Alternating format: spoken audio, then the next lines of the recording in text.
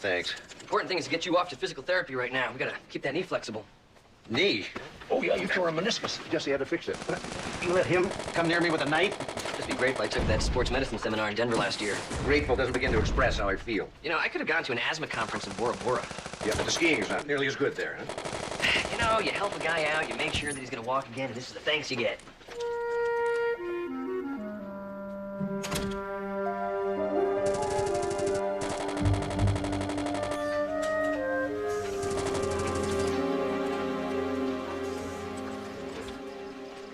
Steve Sloan? Yes. Hi. Robert Timmons. I'll be helping you with your rehab. We say we get started with a couple easy stretches. Steve, I leave you in good hands.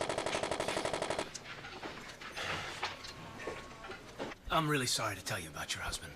It happened rather suddenly. I mean, I stopped in to see him around 8, and his vital signs were normal. But then at the next shift, I was on duty when he took a turn for the worse.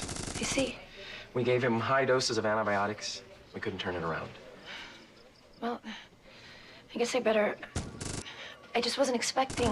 is there someone that we can call for you, or...? No. Well, I guess I better make some arrangements or something. Oh, my coat. I left it in Edgar's room last night. I'll get it for you.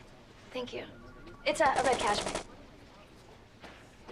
Mrs. Wellers, I know you and your husband were having a tough time. I just want to say that. I know. He was so awful, wasn't he? You know, my Aunt Pongi always used to say, we all have a purpose in life, even if it is just to serve as a horrible example. I'm sorry. I don't know about that. Oh, I didn't mean you. I'm sure you did everything you could. Well, I guess I better call some funeral homes.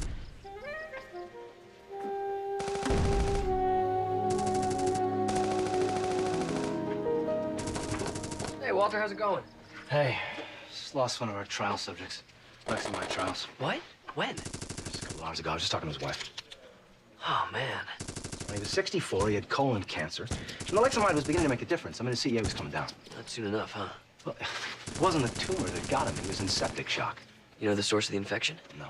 But it looked like staph in the gram stain. I mean, his fever spiked in the middle of the night. By the time the resident called, it was too late. Widow take it pretty hard? I heard them fighting last night when I was on my rounds. I mean, you'd think, since he had died, that she might feel a little, well, bad. She doesn't. Looking figure people, huh? Well, when I make my report to the FDA, they'll probably want to start the protocol over for a new patient, and we've got a long waiting list, so it shouldn't take too long. If he wasn't taking the Alfred-Smythe, he probably would have succumbed to the cancer by now anyway, but still, you think you're going to give someone a few more years.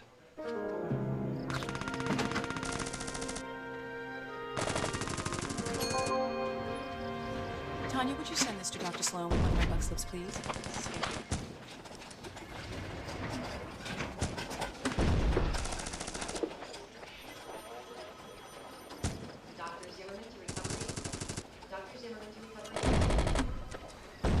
Tanya, let me see Steve Sloan's chart again. Sure.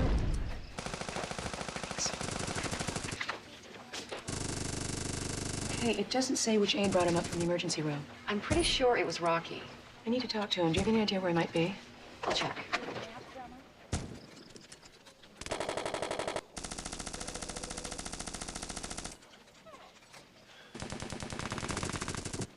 What are you doing?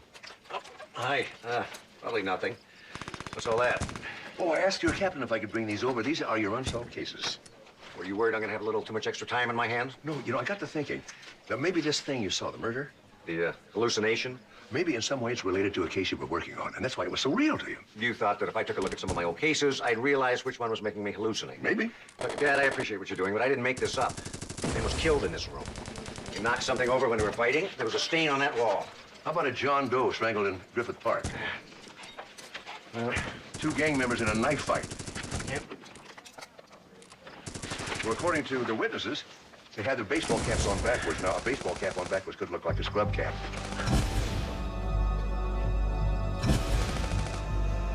Steve? Steve? What's the matter?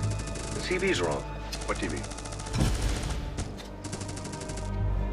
The TV in the room where the murder took place was on the left side of the door. This one's on the right. Listen, you're supposed to be resting. It's gonna get better if you don't rest.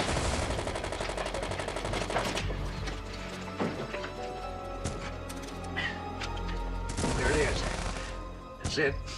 I spoke to the aide who brought you down from recovery, and he said that he placed you in this room for a couple of hours until your room was ready. And that's when I saw the murder.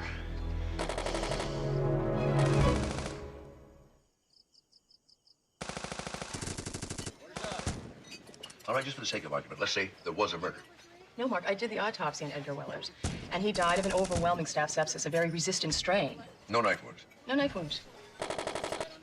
Still, it's very strange. You know, Steve thinks he sees a murder, and in fact, a patient dies in that very room. And what about the betadine on the wall?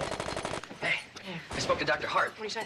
Well, apparently Wellers was in the middle of a pretty ugly divorce. She wanted him to break off the prenups, but he refused. And if they had gotten divorced, well, she would have walked away with a very small settlement. And now that he's dead, Yeah, she gets everything. You know, Hart also said that during his rounds last night, he heard the two of them fighting in Edgar's room. I suppose if they did get physical, one of them could have knocked that bottle of betadine against the wall.